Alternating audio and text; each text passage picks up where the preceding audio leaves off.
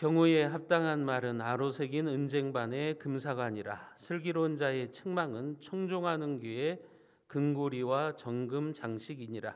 충성된 사자는 그를 보낸 이에게 마치 추수하는 날에 얼음 냉수 같아서 능히 그 주인의 마음을 시원하게 하느니라. 아멘. 옆에 분들한테 이렇게 인사하십니다. 하나님을 시원케 해드리는 사람이 됩시다. 인사합니다. 하나님을 시원케 해드리는 사람이 됩시다. 요즘 저희 집사람이 갱년기입니다. 그래서 열이 많습니다. 열나는 여자입니다. 너무 뜨거워가지고 제가 옆에 가지를 못해요. 그런데 제가 옆에서 그 뜨거운 사람을 좀 시원하게 해줘야 되는데 그러지를 못해요. 그래서 답답한 사람이라고 혼나면서 살아갑니다. 집사람은 안방에서 창문을 열어놓고 잠을 자고 저는 거실에서 잠을 잡니다. 저처럼 답답한 사람이 되면 여러분 안방에서 쫓겨나게 되는 거죠.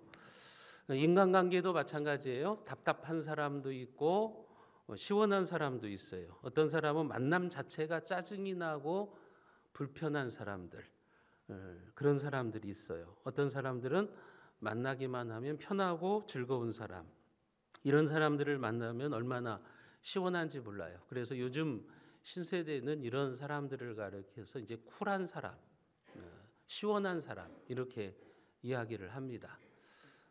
어른들도 아이들에게 이제 잘 조언하고 말을 잘 해주면 참 쿨한 사람 이런 소리를 듣지만 그렇지 못하면 이제 꼰대다 이런 소리를 들어요. 답답한 사람이다 이런 소리를 듣는 겁니다. 우리는 하나님 앞에서도 답답한 사람이 안 되고 시원한 사람이 돼야 돼요. 오늘 말씀에 보면 13절에 시원한 사람 이런 표현이 나오는데 어떤 사람들이 하나님 앞에서 시원한 사람들일까? 시원한 사람은 여러분 오늘 본문에 보면 합당한 말을 하는 사람이라고 이야기를 합니다. 잠언 25장 11절에 보면 경우에 합당한 말은 아로새긴 은쟁반의 금사관이라. 경우에 합당한 말이라 그랬어요. 이것은 상황에 맞는 적절한 말이라고 하는 의미예요. 지혜로운 사람은 말을 할 때 자기 감정대로 말하지 않아요. 그냥 무턱대고 말하지 않아요. 말을 하기 전에 여러 가지 상황과 환경을 잘 고려해서 적절하고 필요한 언어를 사용하게 되는 겁니다. 내가 말을 해야 될 땐가 말을 하지 말아야 될 땐가, 지금 이 상황이 내가 입을 열어야 될 땐가 그렇지 않아야 될 땐가, 이것을 알아가지고 합당하게 말하는 사람, 이 사람이 바로 지혜로운 사람이라고 하는 거죠. 우리는 종종 그런 말을 사용하죠. 말이 통하는 사람, 말이 통하지 않는 사람, 이런 표현들을 씁니다. 말이 안 통하는 사람은 답답한 사람이에요. 그러나 말이 통하는 사람은 시원한 사람입니다. 시원한 사람은 경우에 합당한 말을 할 줄 아는 사람이라고 하는 거죠. 이런 사람들에 대해서 지금 뭐라고 그랬어요? 11절에 보시면 아로새긴 은쟁반에 놓인 금사과다라고 이야기를 합니다. 기가 막힌 데코레이션이죠. 여러분, 은쟁반도 아름다운데 거기에 금사과까지 얹어 있다고 한다면 얼마나 아름답습니까? 우리가 흔히 사용하는 표현대로 말하면 금상첨화라고 하는 단어일 것입니다. 비단 위에 꽃을 더하는 거죠. 그러니까 좋은 것에 더 좋은 것을 더하는 것, 그것을 우리는 금상첨화 이렇게 이야기를 하는데 잠언에서는 아로새긴 은쟁반의 금사가라고 표현을 합니다. 이런 사람들이 어떤 사람들이냐? 말을 합당하게 할 줄 아는 사람, 경우에 합당한 언어를 사용하는 사람이라고 이야기를 하고 있는 겁니다. 여러분, 말이라고 해서 다 같은 말이 아닙니다. 말 같지도 않은 말도 있어요. 모임이나 어떤 회의 같은 데 보면 발언을 하는 것을 보면 참 말 같지도 않은 얘기하고 있다, 그런 경우가 있어요. 말 속에는 인격이 들어 있습니다. 여러분, 말하는 사람의 품격이 들어 있어요.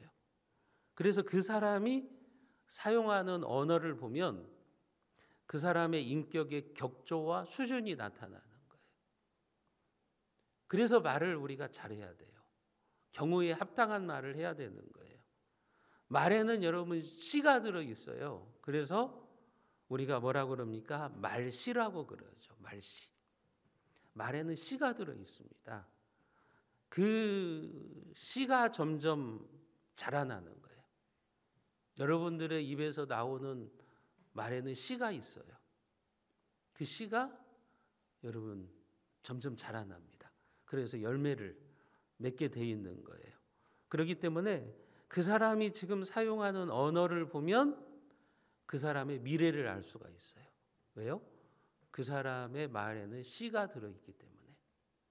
막 불평이나 하고 있고 원망이나 하고 있으면 저 사람의 인생은 앞으로 그렇게 되겠구나. 그 인생이 잘 되지 않겠구나.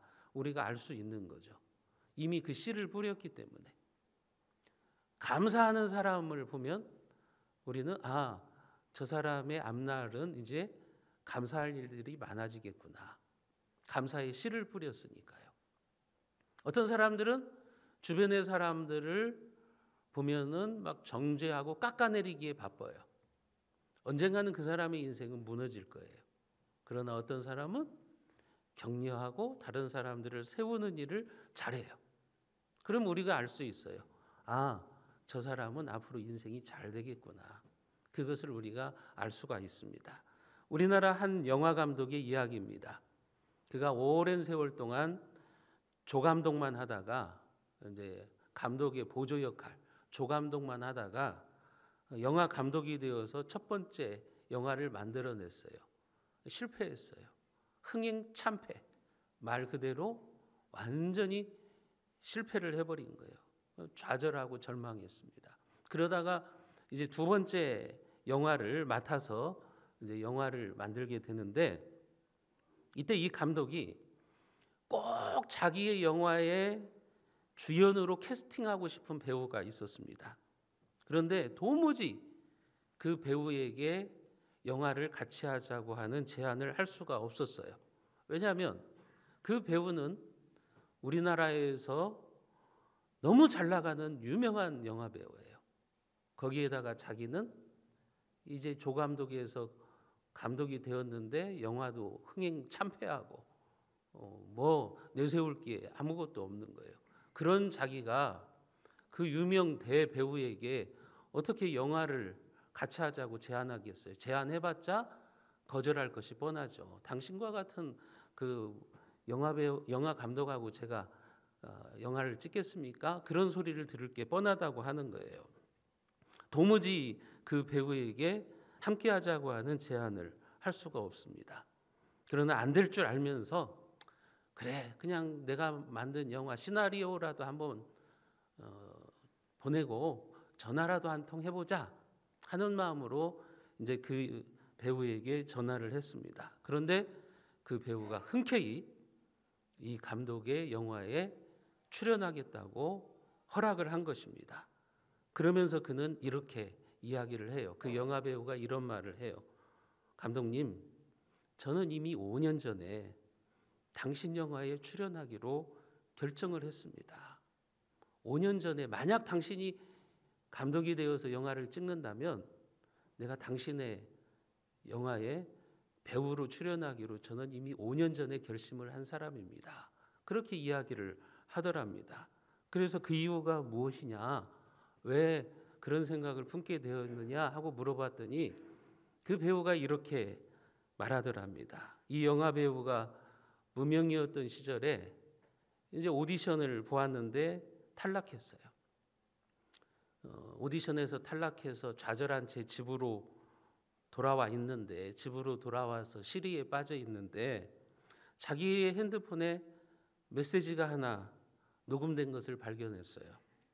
그 내용이 이것이었습니다. 안녕하세요. 오디션 봤던 영화의 조 감독입니다. 좋은 연기 감명 깊게 봤습니다. 하지만 이번에는 맞는 배역이 없어서 같이 작업을 못할 것 같습니다. 정말 죄송합니다. 언젠가는 좋은 기회에 다시 뵙고 싶습니다. 이런 메시지를 남겨놓은 거예요. 이 배우가 충격을 받은 거예요. 지금까지 자기가 무명 배우로 많은 오디션을 봤지만, 그리고 그 오디션에서 떨어져 봤는데, 오디션에서 떨어진 자기에게 이렇게 격려와 칭찬의 말을 해주었던 사람이 지금까지는 한 번도 없었기 때문에 그래요. 그때 이 배우가 마음속으로 결심을 한 거예요. 언젠가 저 사람이 만약에 영화 감독이 된다면 내가 반드시 그의 영화에 출연할 것이다. 이렇게 결심을 했다고 하는 거예요. 여러분, 이 영화에 등장하는 배우와 감독이 누군지 아십니까? 이 영화 배우는 송강호입니다. 그리고 영화 감독은 우리나라 최고의 봉준호 감독입니다. 그렇게 송강호는 봉준호 감독의 살인의 추억의 주연을 맡게 돼요. 그리고 히트를 칩니다. 그 이후에 이 두 사람은 한국 영화계의 콤비가 됩니다. 송강호와 봉준호의 이 콤비가 많은 흥행작을 가져오게 했던 것을 우리는 잘 압니다. 여러분, 봉준호 감독의 세심한 배려와 격려의 말이 오늘 한국 영화계의 환상 콤비를 만들어낸 거예요. 여러분, 봉준호 감독이 무명 배우였던 송강호에게 이런 격려의 말이 얼마나 커다란 나비 효과를 가져옵니까? 그렇게 했을 때 앞으로 자기에게 그런 정말 축복을 가져올 것이라고 생각했겠어요? 그러지 않았을 거예요. 그러나 무명 배우일지라도 세워주고 격려하고 그랬을 때 그것이 자기 인생에 큰 유익으로 돌아오게 된 겁니다. 그런 것처럼 지금 여러분들의 말 한마디가요, 여러분들의 인생에 어떤 나비 효과를 불러올지 몰라요. 여러분들이 여러분 주변에 있는 힘들어하는 어떤 사람에게 던진 한마디, 우리의 다음 세대들을 칭찬하고 세워주는 말 한마디가 여러분들의 인생에 어떤 효과를 가져올지 모르는 거예요. 어제 저녁에 이제 저녁을 먹고 이렇게 교회 주변을 몇 바퀴 돌다가 이제 두꺼비 회관 앞에서 앉아 있는데 어떤 연세 드신 분이 나가면서 그렇게 이야기를 하더라고요. 집사님이 그런 얘기를 하더라고요. 오늘 기쁘다고. 왜냐하면 수십 년 전에 가르쳤던 애가 경감이 돼가지고 이렇게 경찰 경감이 돼서 나를 찾아와가지고 식사도 대접하고 이렇게 선물까지 주니까 얼마나 기쁜지 모르겠다고 그런 얘기를 하시더라고요. 여러분, 그래요. 여러분들이 지금 누군가에게 하는 격려와 칭찬이 그것이 여러분들의 인생에 어떤 나비 효과가 되어서 돌아올지 우리는 아무도 몰라요. 그래서 우리는 말을 잘해야 돼요. 경우에 합당한 언어를 사용해야 돼요. 인생은 말로 세워지기도 하고 말로 무너지기도 합니다. 여러분, 왜 인생이 말로 세워지는 거예요? 생명 언어를 사용하기 때문에 그래요. 그리고 왜 인생이 말로 무너지는 거예요? 사망 언어를 사용하기 때문에 그런 겁니다. 여러분들을 한번 생각해 보세요. 여러분들의 언어를 한번 점검해 보세요. 나는 지금 사망의 언어를 사용하고 있는가? 아니면 생명의 언어를 사용하고 있는가? 한번 생각해 보십시오. 사망 언어는 망하는 말이고 생명의 언어는 흥하는 말입니다. 여러분, 그래서 우리는 내 주변의 사람들에게 생명의 언어를 사용해야 되는 거예요. 그 생명의 언어 중에 하나가 뭐냐? 축복하는 말이에요. 격려하는 말이에요. 세워주는 말이에요. 그렇기 때문에 비난과 정죄의 언어를 그치시고 그런 부정적인 언어, 사망의 언어를 여러분 그치시고 생명의 언어를 사용하십시오. 여러분 옆에 있는 사람들에게도 그렇게 여러분들이 생명의 언어를 사용하세요. 하나님은 당신 편이십니다. 반드시 당신에게 축복의 때가 올 것입니다. 그렇게 남을 높여주는 생명 언어의 씨앗을 심으면 결국은 그 씨앗이 되돌아와서 여러분들의 삶에 복된 열매를 맺게 될 것입니다. 사랑하는 성도 여러분, 경우에 합당한 언어는 성령의 언어예요. 위로할 자에게 위로하고 격려할 자에게 격려하십시오. 여러분들이 말을 할 때마다 기억하셔야 되는 게 있어요. 내 말에는 씨가 들어있다. 내 인생에 씨가 들어있다. 그것을 기억하시고 경우에 합당한 말을 하는 분별력을 달라고 성령님께 도우심을 구하십시오. 그처럼 여러분들이 항상 생명의 언어를 사용해서 여러분들의 미래 축복을 예비하는 복된 심령들이 다 되시기를 주님의 이름으로 축복합니다.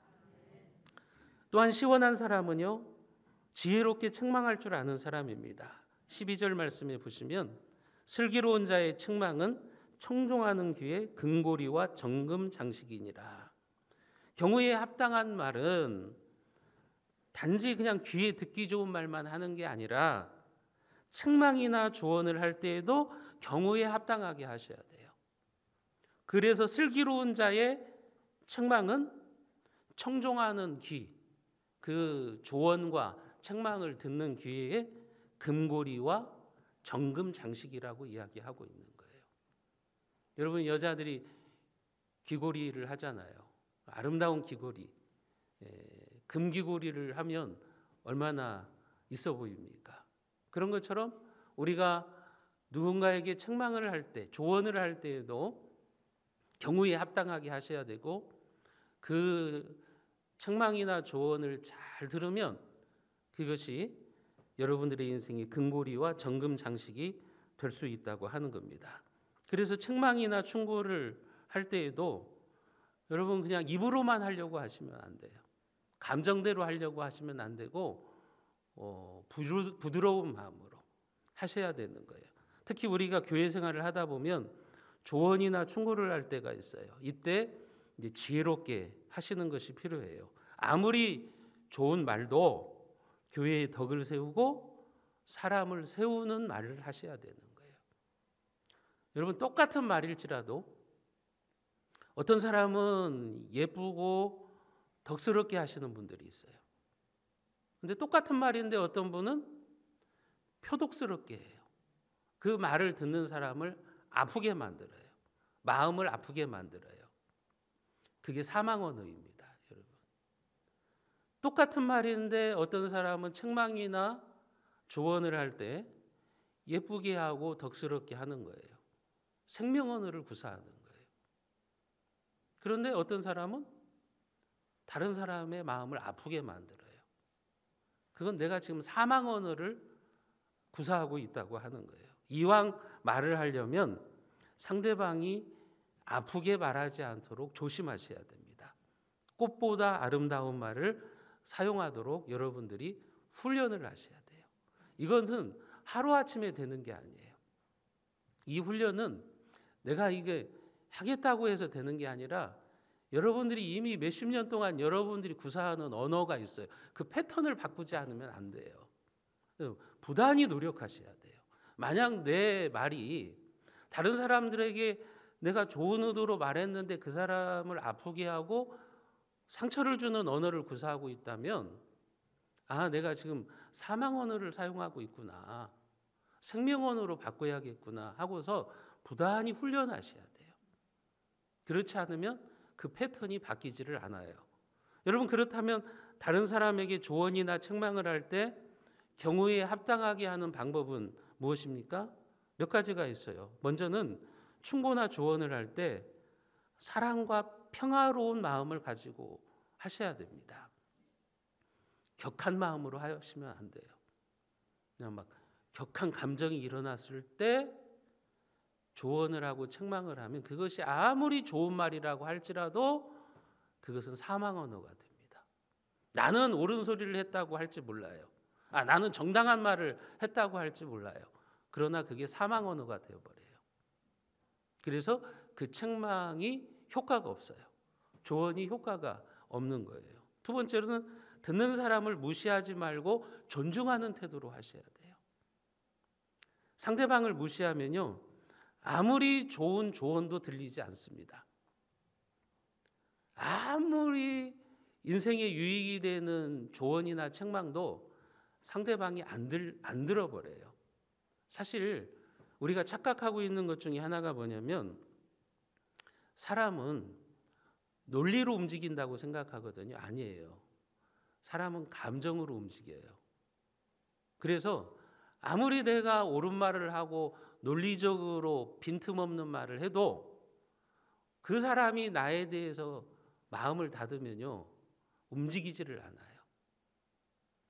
그러나 내 감정이 좋으면 상대방의 말을 받아들이게 돼 있는 거예요. 요즘 트렌드가, 세상의 트렌드가 또 감성 트렌드예요. 왜냐하면 기업들도 그걸 알아요.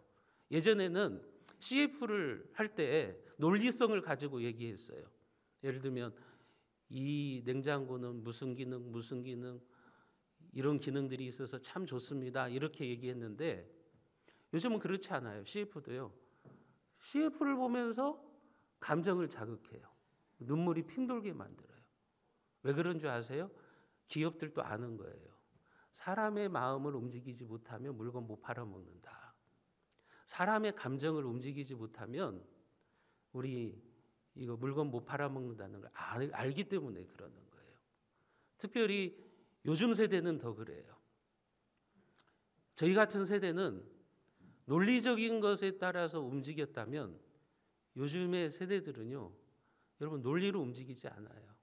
요즘 포스트 모더니즘의 시대가 그런 시대예요. 감성의 시대예요. 감성을 자극하지 않으면 여러분 사람들의 마음도 얻지 못하고 물건도 못 팔아먹어요. 그런 것처럼 여러분 우리가 상대방을 무시하면 아무리 좋은 조언도 들리지를 않는 겁니다. 그래서 책망이나 조언을 할 때에도 상대방을 존중하셔야 돼요. 그래야 효과가 있습니다. 세 번째로는 성급하게 말하지 마시고 적절한 시기를 기다렸다 하셔야 돼요. 그냥 내 말이 맞다고 아무 때나 말하면 안 돼요. 그 시기를 잘 기다리셔야 돼요. 그리고 적절한 때에 조언과 충고를 할 때 그게 합당한 언어가 될 수가 있는 겁니다. 네 번째로는 함부로 말하지 마시고 예의를 갖추어서 정중하고 부드럽게 말하셔야 돼요. 쉽게 말씀드리면 예쁘게 말씀하셔야 돼요. 예쁘게. 그냥 험하게 말해버리면 사람들은 안 듣습니다. 아무리 맞는 말을 해도 안 들어요. 그래서 좀 정중하고 부드럽게 말씀을 하셔야 돼요. 이런 원칙에 따라서 여러분들이 누군가를 책망하고 충고하고 조언을 하면 그것을 듣는 사람에게 그것은 청종하는 귀에 금고리와 정금 장식이 되는 겁니다. 그거는 것처럼 여러분들이 슬기로운 입술을 가지십시오. 그리고 청종하는 귀를 가지셔서 시원한 사람이 되시고 여러분들의 인생에 최고의 작품 인생이 펼쳐지시기를 주님의 이름으로 축복합니다. 마지막으로 시원한 사람은요, 변함없이 충성하는 사람입니다. 오늘 13절 말씀을 우리가 같이 한번 읽어봅니다. 13절입니다. 충성된 사자는 그를 보낸 이에게 마치 추수하는 날에 얼음 냉수 같아서 능히 그 주인의 마음을 시원하게 하느니라. 충성된 사자는 자기를 보낸 주인의 마음을 시원하게 한다는 거예요. 여기 사자라는 말은 메신저라는 말이에요. 메신저. 그러니까 심부름꾼이라는 거예요. 말을 전달하는 사람이라고 하는 거예요. 충성된 심부름꾼은요, 누군가에게 가서 말을 할 때 자기가 하고 싶은 말을 하면 안 돼요. 주인의 말을 잘 전달해야 됩니다. 여러분, 지금도 마찬가지지만 고대의 왕들은, 성경이 쓰여지던 당시의 왕들은 외교상의 어떤 어려운 문제가 생기면 지혜롭고 능력 있는 신하를 이제 사자로 파송하는 거예요. 메신저로 상대방 나라에 보내는 거예요. 그리고 이제 왕은 초조하게 기다리는 겁니다. 내가 보낸 사자가 이 어려운 문제를 잘 해결하고 올 것인가 하는 것을 초조하게 기다리는 거예요. 왜냐하면 그가 어떻게 하느냐에 따라서 나라의 운명이 달려있기 때문에 그래요. 이러한 때에 왕이 기다리는 시원한 소식이 뭐예요? 자기가 보낸 사신이 어려운 문제를 잘 해결했다고 하는 소식일 거예요. 여러분, 그런 소식은 답답하고 초조한 왕의 마음을 시원하게 해주는 거예요. 여러분, 우리의 삶이 그래야 된다는 거죠.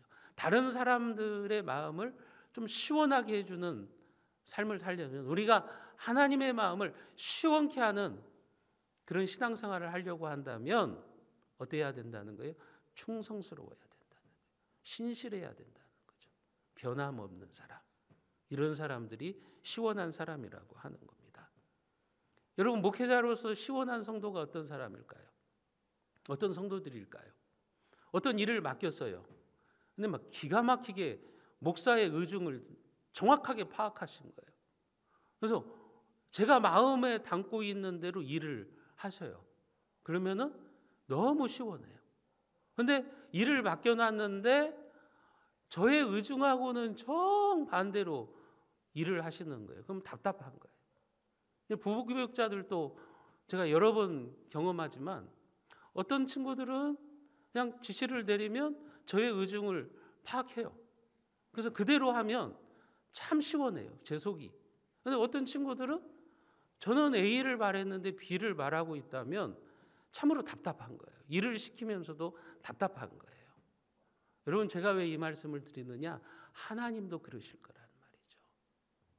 내가 좋아하는 방식으로 일하는 게 아니라 우리는 하나님이 기뻐하시는 방식으로 일을 하고 있느냐 하는 거죠. 그런 사람들은 시원한 사람입니다.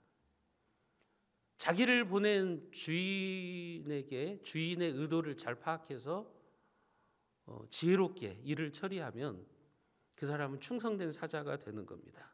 그런데 반대로 답답한 사람이 있어요.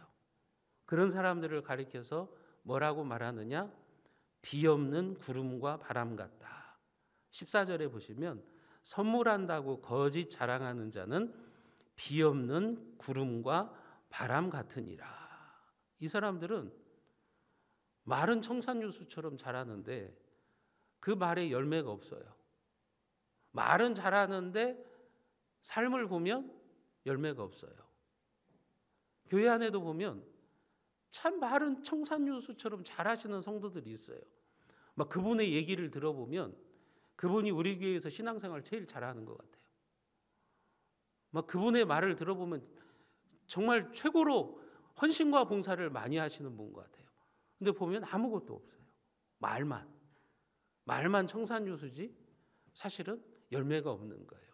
이런 사람들이 비 없는 구름과 바람 같은 사람이라고 이야기하고 있는 거죠. 여러분, 예컨대 가뭄이 들었어요. 나라에 가뭄이 들어서, 여름 가뭄이 들어서 사람들은 뭘 기대합니까? 비를 기대하는 거죠. 그런데 멀리에서 바람이 불고 이제 구름이 깔리는 거예요. 그러면 사람들은 뭘 생각해요? 아, 이제 곧 있으면 비가 올 것 같구나. 저렇게 바람도 불고 먹구름도 지금 몰려오니까 이제 가뭄 문제가 해결되겠구나. 비가 올 것 같구나. 쏟아지겠구나. 그렇게 생각하는 거예요. 그런데 어떤 구름은 그냥 비를 내리지 않고 싹 지나가는 거예요. 그러면 사람들이 허탈하죠. 그냥 허탈감에 할 말을 잃어버리는 겁니다. 이처럼 신실하지 못하고 진실하지 못하면 마치 비를 내리지 못하는 구름이나 바람과 같은 허무한 존재라고 하는 거죠. 여러분, 왜 지금 이 잠언이 이런 얘기를 할까요? 우리들 중에 이 두 종류의 사람이 있다는 거예요. 하나님 앞에서 시원한 얼음 냉수와 같은 성도가 있는가 하면 여러분, 비 없는 구름과 바람과 같은 그런 허탈한 존재들도 있다고 하는 거예요. 우리는 과연 어떤 모습으로 신앙생활을 하고 있을까요? 여러분, 충성된 일꾼은 얼음 냉수와 같이 주인의 마음을 시원케 합니다. 마음을 시원하게 해준다는 것은 뭡니까? 마음이 놓일 정도의 신뢰성이 있다는 거죠. 우리가 어떤 사람들과 일을 하다 보면, 여러분들이 다른 사람들과 더불어서 일을 하다 보면 마음이 놓이는 사람도 있고 마음이 불안한 사람도 있어요. 그럼 목사도 마찬가지고 여러분들도 마찬가지예요. 어떤 사람과 함께 일을 하면 마음이 놓여요. 왜요? 신실하니까, 성실하니까. 그런데 어떤 사람은 불안해요. 일을 같이 하면서도 불안한 거예요. 이런 사람들은 이제 신실하지 못한 사람들이죠. 여러분, 교회는 충성된 사자와 같은 사람이 많아야 돼요. 시원한 사람들이 많아야 돼요. 이런 사람이 많을수록 그 교회는 시원한 교회가 되는 거예요. 성경에 보면요, 위대한 전도자, 사역자 사도 바울 곁에도 시원한 일꾼들이 있었어요. 바울은 그들만 쳐다보면 시원한 거예요. 고린도전서 16장 17절과 18절에 보면 그들의 이름을 언급합니다. 우리가 같이 한번 읽어보겠습니다. 내가 스데바나와 부드나도와 아가이고가 온 것을 기뻐하느니 그들이 너희의 부족한 것을 채웠음이라. 그들이 나와 너희 마음을 시원하게 하였으니 그러므로 너희는 이런 사람들을 알아주라.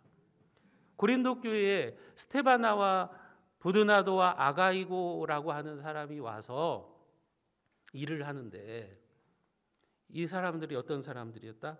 나와 너희 마음을 시원하게 했다. 사도 바울의 마음을 시원하게 했던 사람들이고 교회를 시원하게 했던 사람들이에요. 여러분, 그들은 바울이 볼 때 무슨 일을 맡기면 아주 그냥 시원하게 해버리는 사람이에요. 답답한 사람들이 아니에요. 그리고 교인들이 그런 사람들을 보면서 또 시원함을 느끼는 거예요. 그래서 바울은 지금 그런 사람들을 알아줘라, 이렇게 이야기를 하고 있는 겁니다. 그런 것처럼 여러분들이 하나님께서 맡겨주신 직분, 교회에서 맡은 사명을 신실하고 성실하게 감당하면 목회자도 시원하고 성도들도 시원합니다. 여러분들은 지금 어떠세요? 우리 교회에서 시원한 사람입니까? 아니면 답답한 사람입니까? 교회에서 어떤 일을 할 때 성도들이 여러분들을 볼 때 참 시원한 분이야, 저분은 참 쿨한 분이야, 그렇게 느낄까요? 아니면 내가 하는 신앙생활의 모습을 보면서 답답해하고 있을까요? 우리가 한번 생각해 봐야 됩니다. 사도 바울은 말합니다. 우리 모두가 그리스도의 일꾼이다.